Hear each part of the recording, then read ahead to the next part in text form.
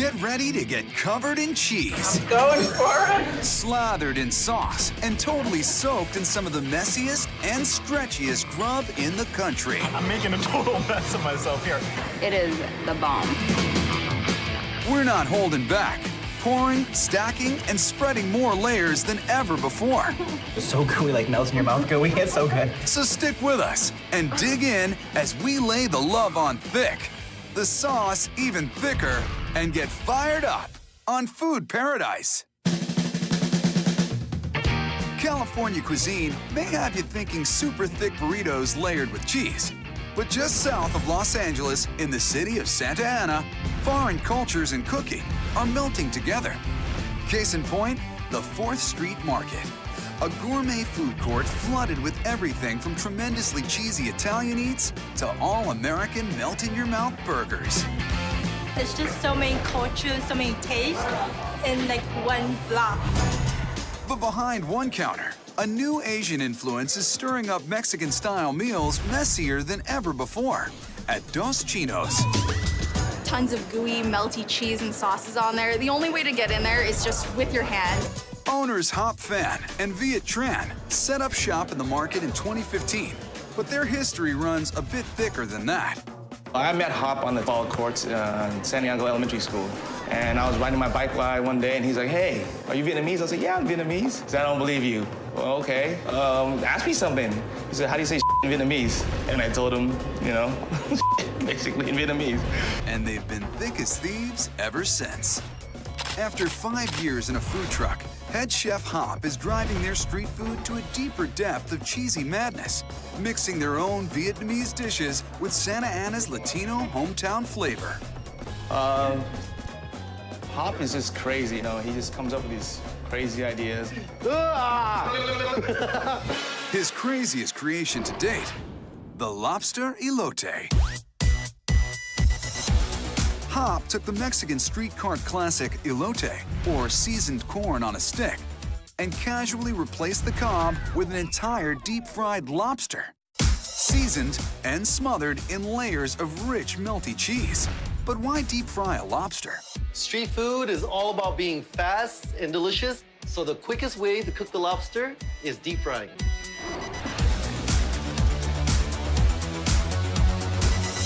For that oozing Saigon slant, Hop shells out a garlic aioli infused with fish sauce, a Vietnamese staple that adds an extra thick kick. My dad always told me that fish sauce makes people dream about food. But this is no seafood fantasy. Sweet dreams are made of cheese. Now we're gonna do something you don't often see with seafood. We're gonna add cheese. It's Monterey Jack, it's mild, and it melts really nicely. Hop then combines that with the Elote Essential, sweet grilled corn. A quick run in the oven lands the lobster under a deep sea of creamy Monterey, but there's still more crunch to come. These are dehydrated shallots, and they only have to be fried for a couple seconds. So once they hit the super hot oil, they'll become extra crispy.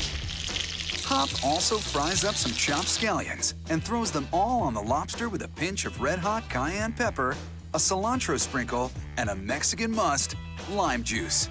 The final result, an intercontinental seafood fiesta with the cheese laid on thick. Right over here. That whole lobster. It's so good. So you've got this lobster, it's juicy, it's chewy, and then you've got this sweet, crisp corn on top, and this gooey, melty cheese. Take the meat out, scoop it inside the corn, and just dig into a mixture of like claw meat with corn and cheese. It's really the best thing. I've always felt very spoiled whenever I had a lobster in front of me. But now I found some place with a naughty lobster with cheese and corn and herbs and spices. It's so good. So if you want to get your sticky claws on the Santa Ana Super Lobster, there is one catch. Check it out. Notice there's no lobster elote? That's because it's a secret menu item. Ah, don't be shellfish, Hop. Why no lobster for everyone? You know, it just doesn't fit up there. Don't joke. We want lobster. We can't even stock enough of it. All right, no need to get crabby.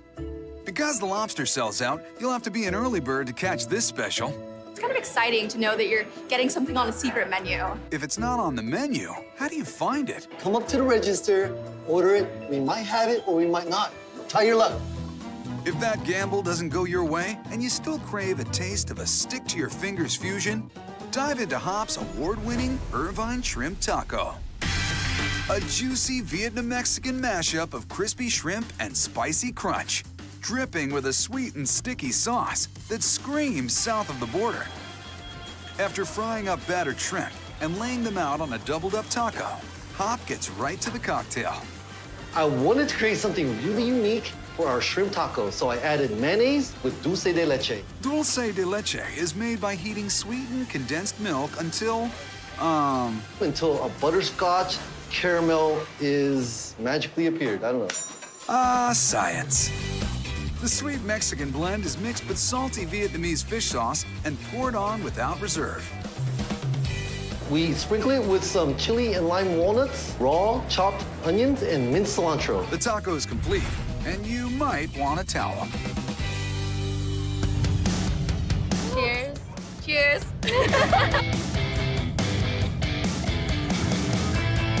When you bite into it, you get into all this crunch of the taco, the crunch of the shrimp, the cabbage, but then you meet with all this ooey gooey sauce that's just sweet and savory, and it brings it all together. I don't even know what was going on in my mouth when I bit into the shrimp taco, but all I know is that it was good. From the shrimp sauced with sugar to a lobster loaded with cheese, the king of the food court is Dos Chinos.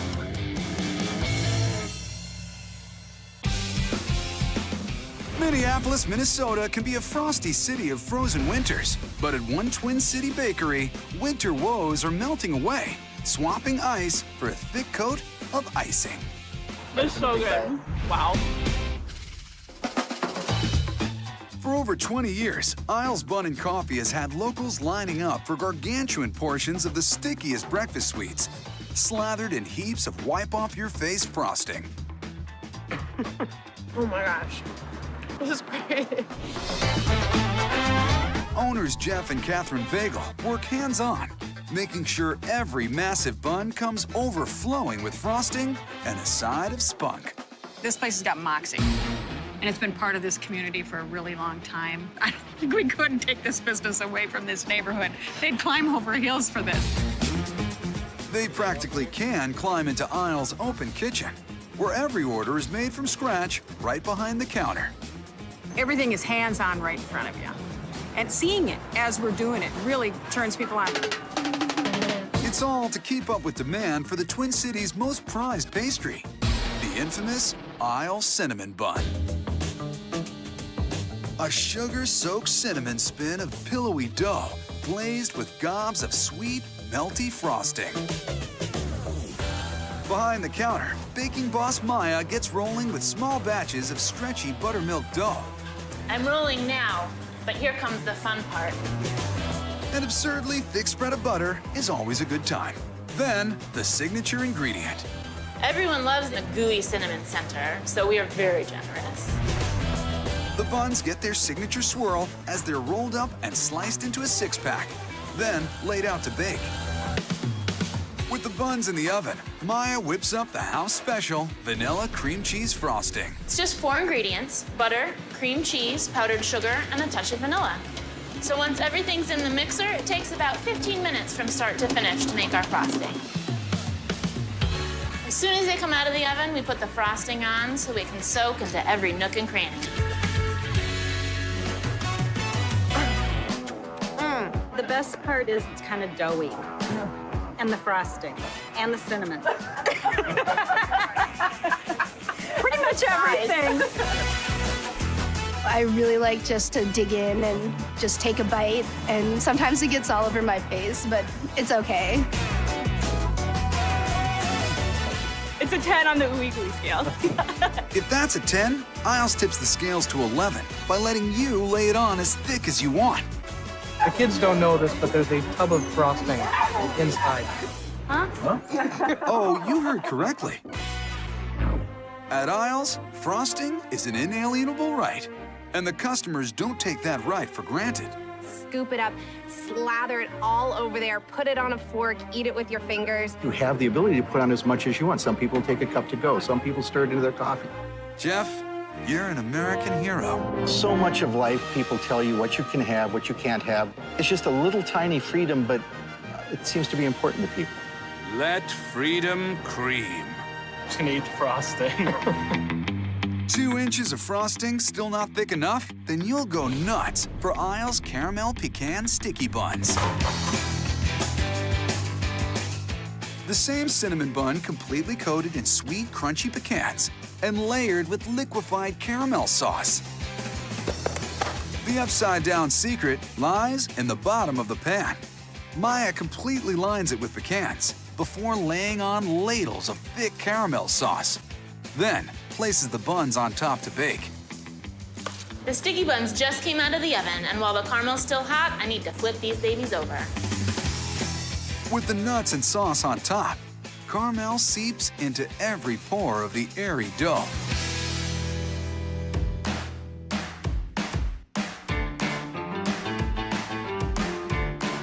There's caramel on it. It's got, you know, the sweetness, and it's got the bread. Hearty topping on such a sweet, good, gooey roll. That's great. It's really good. Whether you go for the classic or thick it up a notch, it's well worth the trip off the mainland to the Isles. If you're ready to chill with the icing, follow us to Chicago, but leave your suit and tie behind. Don't try to be fancy with your pinkies up. Dig in, get dirty, roll up your sleeves, and... One Wing Spot is slathering on the sauce Korean style with a stick-to-your-finger snack that's no match for the napkin. Could you imagine going on a date? Like, oh yeah! Get ready to do your happy dance. While Chicago, Illinois boasts a host of game day options for the food-loving sports fan, for a super saucy take on a kickoff classic, you'll want to pass the ball to this guy. I am the wingman. Chef Jay Lee, co-founder and owner of Crisp. When you bite into crisp chicken, prepare to use your fingers, because they're gonna get messy. I mean, you literally have to break it apart in order to eat it. Don't try to be fancy with your pinkies up. You just gotta dig in, get dirty, roll up your sleeves, and... Dive in. Born in Korea and raised in Chicago, Jay picked up the recipe from his mother. Now, Mama's wings, soaked in all kinds of sauces, fly from Jay's kitchen to a dining room packed Korean style. In Korea, you can walk down the street at 3 a.m. in the morning and you're bumping elbows with people. So that's the same thing here. We're sort of tight, but you're gonna make friends as you're eating your chicken. And the friendly finger lickers at Crisp agree. There's no better glaze than Jay's Crisp barbecue wings. Whole, uncooked wings slathered in a thick, spicy paste. It's Jay's take on American barbecue, but his wings start with a 24-hour soak in Mama's genuine brine. Why? 고기 냄새 나니까. Translation, please? The main reason is because my mother told me so. Pretty sure that's not what that means, but Mother knows best. The brine tenderizes the meat during the cooking process, the salt and the sugar, and it retains its juices much better. Got it. Jay's spa treatment continues with a sprinkle of spices, followed by a bird bath in a thick batter. But to make sure they retain their namesake crispiness, he's got a secret weapon. What makes Korean fried chicken so crunchy is the double frying process. You heard the man. Wings so nice, they have to fry them twice. For the first fry, Jay drops the wings into a massive pressure fryer for about 12 minutes. When the chicken is cooked in a pressure fryer, it is called healthy frying, if there is such a thing. The oil is swirled around the chicken as opposed to just saturated in the oil. The birds are released, cooled for 20 minutes, only to be fried again in an open fryer for 5 more minutes. All this adds up to the crispiest wing you'll ever sink your teeth into. And that's what we want here at Crisp, super crispy wings. But what's a wing without the sauce? Jay creates a killer paste to dress these plain Janes to the nines. Crisp barbecue starts with our family recipe of gochujang. Sounds sticky. What's it taste like? One can only describe gochujang once they've had it. Well, is it any good? It's awesome. I mean, I'd put it on everything if I could. I mean, we literally have sauces on the table, and the bottles used to disappear, so now we no longer put it on the table. Ah, the danger of sticky fingers. We do know the finished sauce is a sweet, spicy blend of soy and sesame tossed with wings till they're completely coated and topped with sesame seeds. Smoky, sweet, and real sticky. It's delicious. It's not too spicy. It's just perfect. It's all over your face and all over your hands. Could you imagine going on a date? Like, oh yeah. It's got a subtle sweetness to it and a nice, tangy, rich flavor. It's just unique. The best feeling is when you actually get to lick your fingers at the end. We'll come back for dinner already. Crisp caters to Chicago's cravings for chicken wings 7 days a week. But don't think you can just roll in anytime. Jay is a sticky stickler. Everyone is trying to get here before we close. So if you show up at 9:01, we're closed. But the game just let out. Nothing after 9:01. I'll be quick. Ever. I'm a big fan. For anybody. Aw. Sounds like he means it. All right, I told you, best wings in town. So the next time a Chicago sports team has a game day, which is basically every day, head over to Crisp to get your saucy fix. Just get there before 9. Chicago may place first when it comes to wings, but any New Yorker will argue the second city plays second fiddle when it comes to pizza. New York, New York, a capital of culture and cuisine stacked with skyscrapers and slices.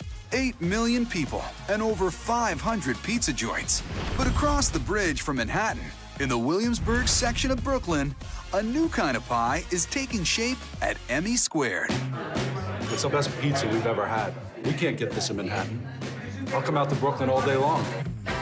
Fed up with the standard city slice, Matt Hyland and wife Emily opened Emmy Squared in 2016, bringing a thick cut of Motown to the metropolis. At Emmy Squared, we serve Detroit-inspired pizza. Time out.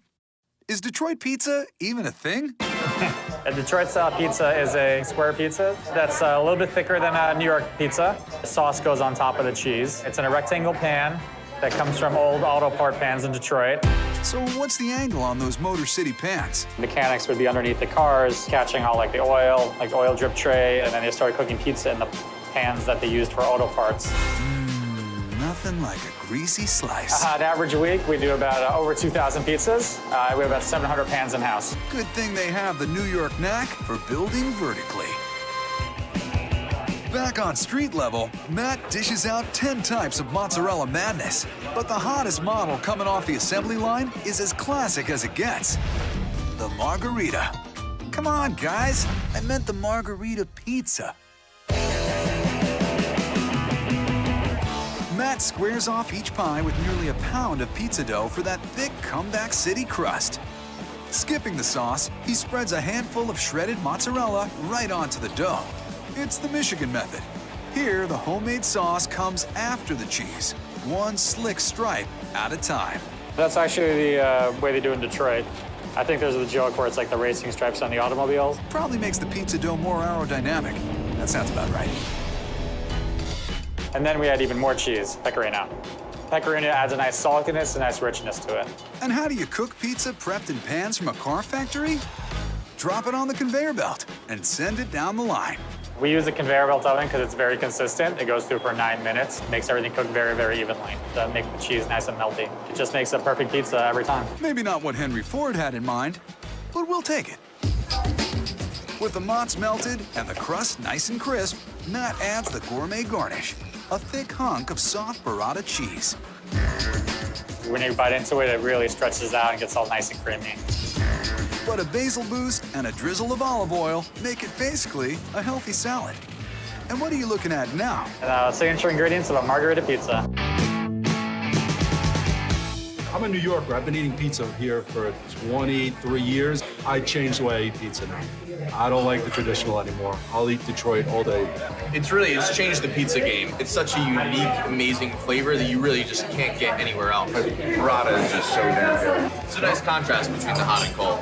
I love it. I love burrata anyway. It's just exactly what burrata is supposed to do. It kind of melts in your mouth. It's so great. Oh my God, I'm loving this pizza so much. I'm sorry my mouth is full. It all adds up. Emmy Squared serves pizza to the second power. But what happens when the man behind the pan needs a taste of something new? Out of boredom of eating pizza, I made myself a burger one night after service, and I was like, I'm gonna serve this so I can have it in-house, and then it just took off from there. That's right.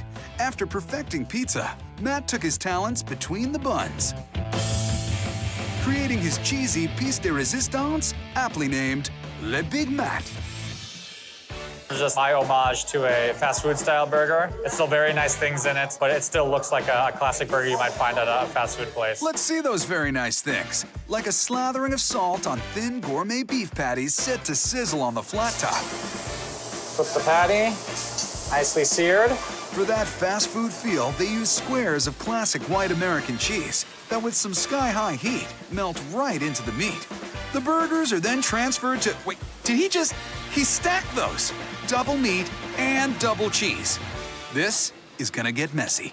To set the stage for this now half-pound bomb, Matt butters and toasts a salty pretzel bun and coats it with the house special Sammy sauce. Sammy sauce has some sweet Indonesian sambal in it and a little bit of aioli. The gourmet goodness continues with Mizuna, a citrusy twist on arugula, followed by those twin beef patties and what else but pickles. Bun meets burger, and the result puts fast food to shame. I'm going for it. Cheese melting into the meat, gooey and good. So the pretzel bun is salty, so it gives it that extra little bit of like something special that other burgers don't have. It stands out. It's amazing. The combination of the patty with the Sammy sauce, a little spicy, the American cheese that's just melted perfectly, are one of the best pretzel buns I've ever had. Whether you're going pan pizza or Big Mouth burger, you better come prepared. You're gonna make a mess of yourself. Anytime I see someone come in wearing a white t-shirt eating here, I say you're really in trouble. That wasn't the right move. The right move? A trip to Emmy Squared. Because in Brooklyn, it's hip to be square.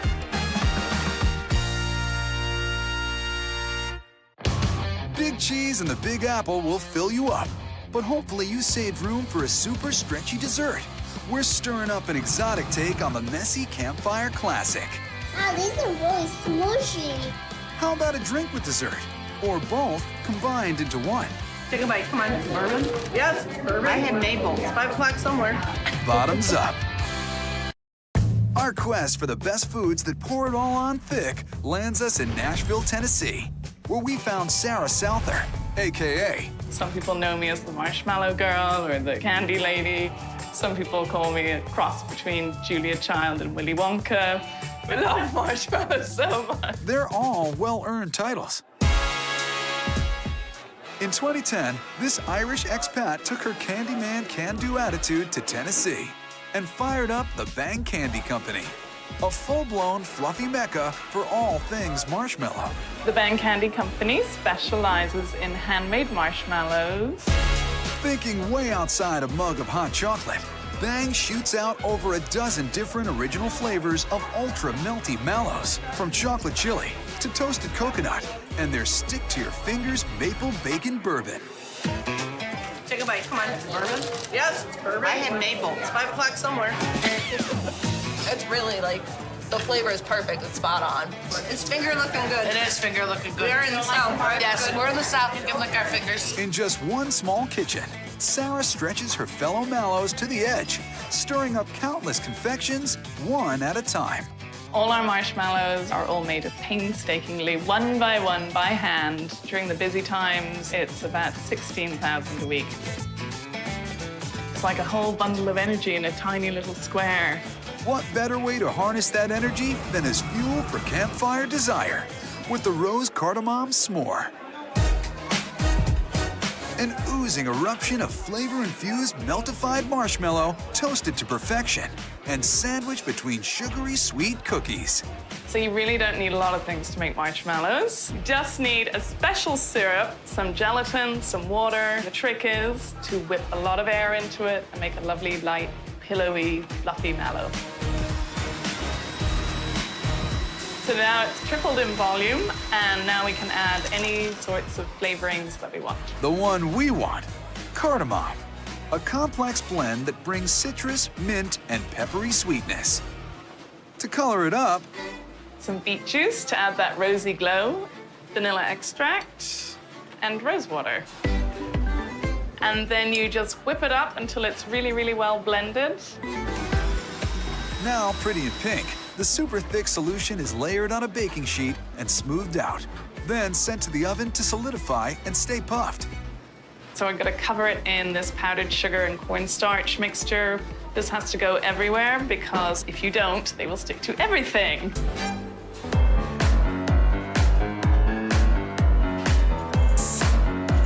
Sliced and diced, the pillowy pan provides a whopping 140 rose cardamom marshmallows. But these spongy sweets are destined for greatness. Now you can eat the marshmallow just like this. It is perfect and delicious and fluffy.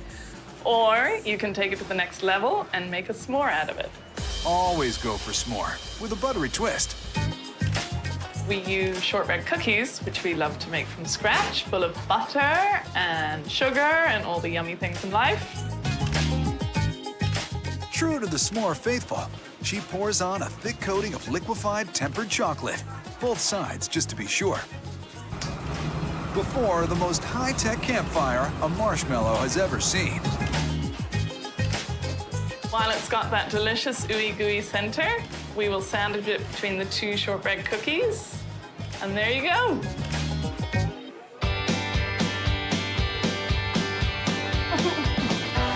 Well, the marshmallow's really fluffy, almost like what you would picture a cloud to be. I like the cook over the campfire kind of s'more, but this is such an interesting twist, and these little like shortbread cookies are so flavorful. And the marshmallow is just so gooey, like melts in your mouth gooey. It's so good. The cookie is just very, like, there's different textures to it, and it's crunchy, and it's squishy.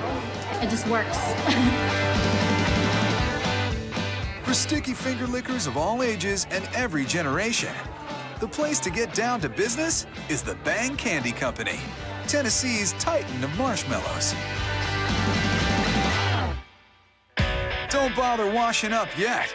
We're swapping melted chocolate for melted cheese, oozing together some of the most outrageous ingredients the sandwich has ever seen. This ain't your mama's grilled cheese. With some unexpected additions that might seem a little strange. It's a little like being in the desert with no clothes on. Austin, Texas. This Southwest city has staked its claim as the live music capital of the country. And down here, one cheesy treat served on the side of the street has the locals singing for the heavens. And it's everything that I love about life, you know, and summed up into a couple bites. So what is the secret to success in Texas? We're making grilled cheese dreams come true. That's right. And lots of them. In 2013, Cheese Whiz Justin Borrow teamed up with BMX bad Aaron Russ to open the melty mecca now known as Burro Cheese Kitchen. Neatly packed in a cargo shipping container, Burro's spreading the gospel of grilled cheese using only gourmet ingredients and one flavorful philosophy. Ain't your mama's grilled cheese. We take your mama's grilled cheese, and we don't want to be disrespectful, but we make it better. Sorry, Mom. All apologies are accepted with one bite of Burro's bestseller. The Waylon and Willie, hands down, is our most popular. Presenting the Waylon and Willie. Some of the greatest ingredients smeared between two slices can only be named for two of the greatest Lone Star country legends. The Waylon and Willie is named after Waylon Jennings and Willie Nelson, and especially here in Austin, an epicenter for live music. You know, what better way to tribute those guys than a sandwich named after them? They're both in the Country Hall of Fame, but a sandwich is good too.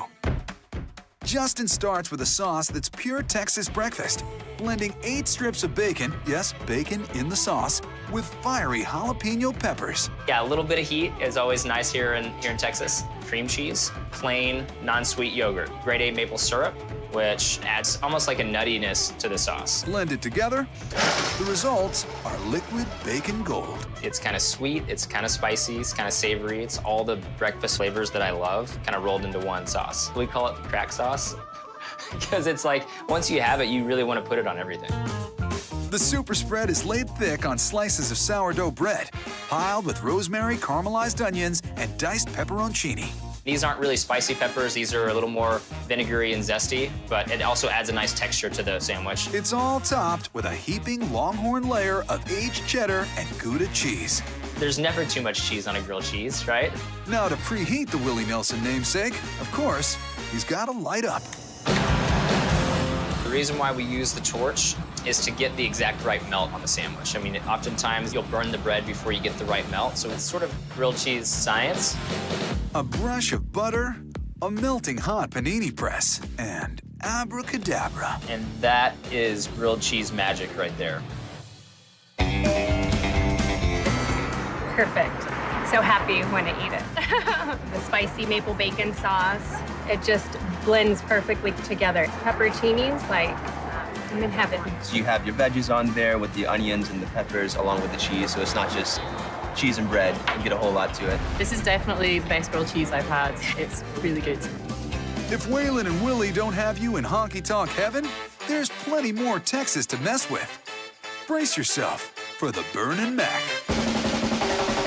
The scorching hot sandwich stuffed through the crust with an entire meal of melty mac and cheese. Essentially, it's a grilled cheese, but it is a mac and cheese grilled cheese. You gotta level it up. We decided to combine Bernie Mac and Burning Man together into one name for this sandwich because it has some heat, but it's a little like wacky, like being in the desert with no clothes on. Way to keep Austin weird, Justin. Ooh.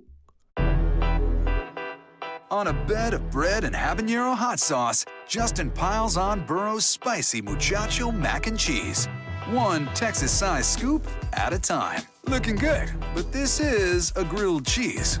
You know what's next. The final step is adding even more cheese, of course. But we use an aged cheddar, which is kind of the flavor component, and then we use a provolone mixed in there with it to give it like this extra stretchy gooiness component. Justin hits it with heat for that magical melt, bathes it in butter, and preps it for the press. Once the sandwich is done, you'll actually struggle to not have like 10 napkins in your hands at one time. Mac and cheese on a grilled cheese, can't get better than this. I mean, what do you think you're gonna get? Like, if you take these two objects and stuff them together, it's like, it's perfect. It's just all of the ooey gooey goodness you could possibly think of in one meal. It is the bomb. Gotta have grilled cheese? Dig in Austin style at Burro.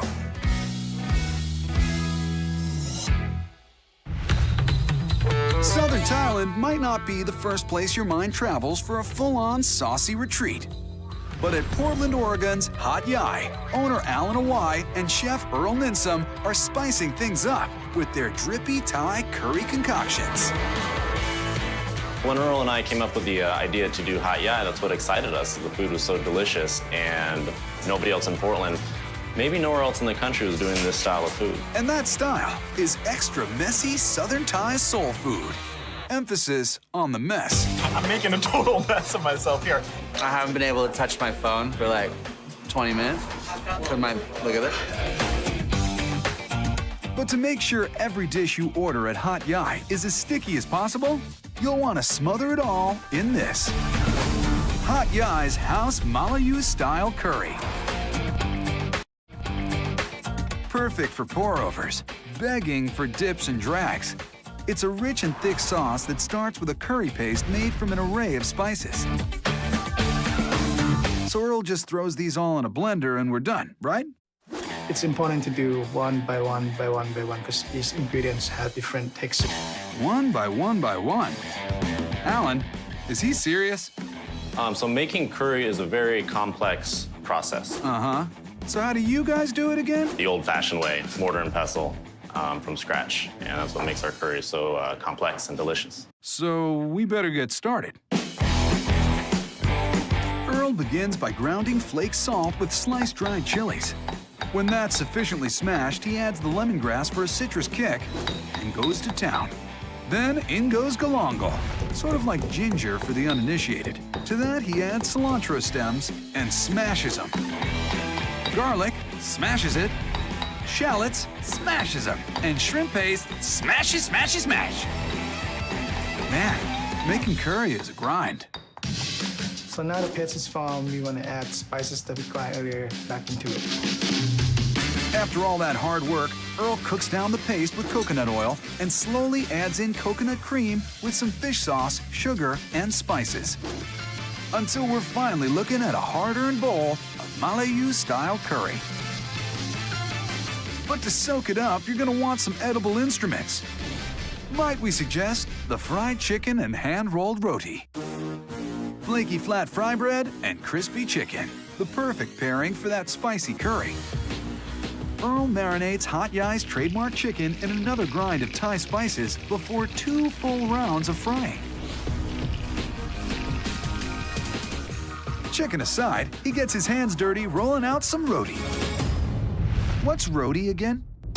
Well, it's a fry bread. There's butter, there's sweetened condensed milk. It's rich, it's flaky. Just kind of the perfect vehicle for curry. Delicious. Let's bang it out. What's the first step? First thing is we press it gently, then we pick it up, and then we start flipping it the traditional way that you will see along all over the street in Thailand. With the dough stretched thin, he coils it up like a snake to rest. Now ready to fry, Earl presses it down again to seal in those flaky layers, then takes it to the griddle where it firms up for good. Roti, chicken, and curry combined, and you're ready to dip in. It's so good. It's like that curry is everything. Like the consistency is like so thick and it's so aromatic with all the spices and stuff. Really good. Dipping it with the roti is probably the best way to do it.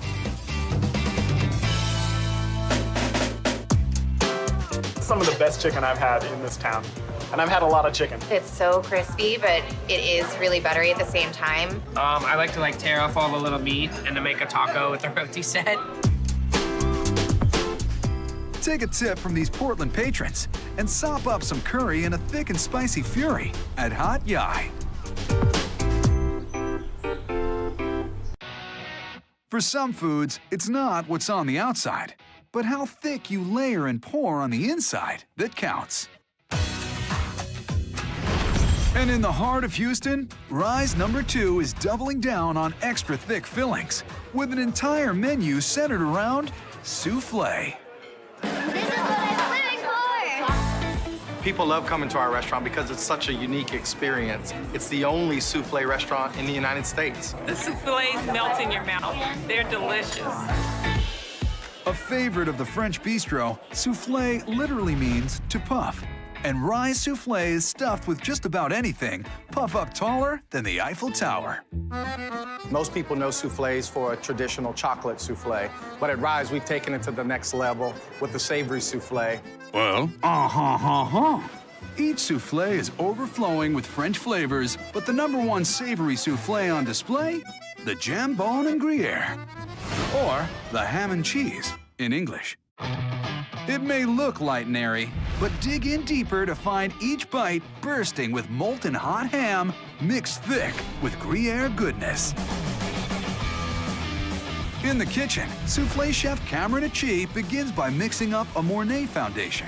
So right now we're making our Mornay, which is a classic French cheese sauce. It's something that you would probably use for mac and cheese. We're gonna add mounds of Gruyere and Parmesan. Go ahead and add our nutmeg and our salt and pepper. It's gonna get nice and rich, creamy. The thick gets thicker with over 40, yes, 40 egg yolks. Then Cam puts the ham in jambon. The jambon that we use is an Italian-style ham. We use this because it has a very intense flavor. The Mornay's mixed in, but that's way too thick to Rise. How do you plan to lighten the load, Chef? What makes soufflés rise is we take egg whites and whip them until they're nice, light, and fluffy. Whipping the whites infuses them with microscopic pockets of air. Those air bubbles will expand in the oven, sending the soufflés soaring to the sky. You don't want to overmix the egg whites because they'll actually become brittle and not hold the soufflé properly. So these are the nice firm peaks that we're looking for. Those wispy egg whites are folded into the meaty Mornay with an age-old technique. Really, we just go ahead and whip it as hard as we can to make sure it's nice and smooth. The soupy soufflé filling is all transferred to a ramekin lined with butter and a bit more Parmesan. Then loaded into an oven as hot and high-tech as the nearby Space Center. With all systems go, the countdown to launch begins as the hatch is sealed, and Houston, we have liftoff.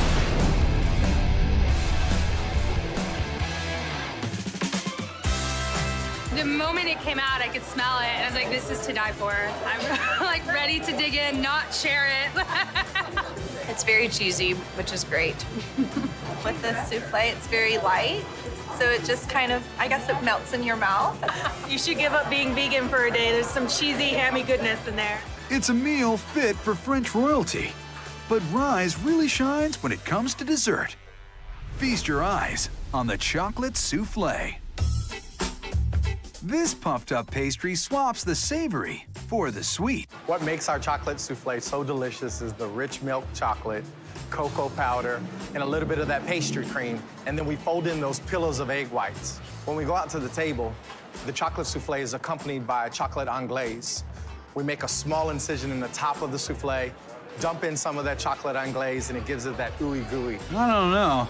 Maybe that's too much chocolate. Are you kidding me? It's really good. It's like an explosion of chocolate in your mouth. When he was pouring the chocolate sauce, I was about to die because I wanted to have 2 more just for me to eat it. One of the best souffles I ever had. Really, really good. Well, that settles it. It's delicious. Rise number 2 is number 1 for sweet or savory souffle. They may not be what the doctor ordered, but the foods that ooze heal your hunger faster than you can say cheese. So the next time you're spreading on frosting, soaking up sauce, or pouring out an entire melted medley, grab an extra spoonful and lay it on thick.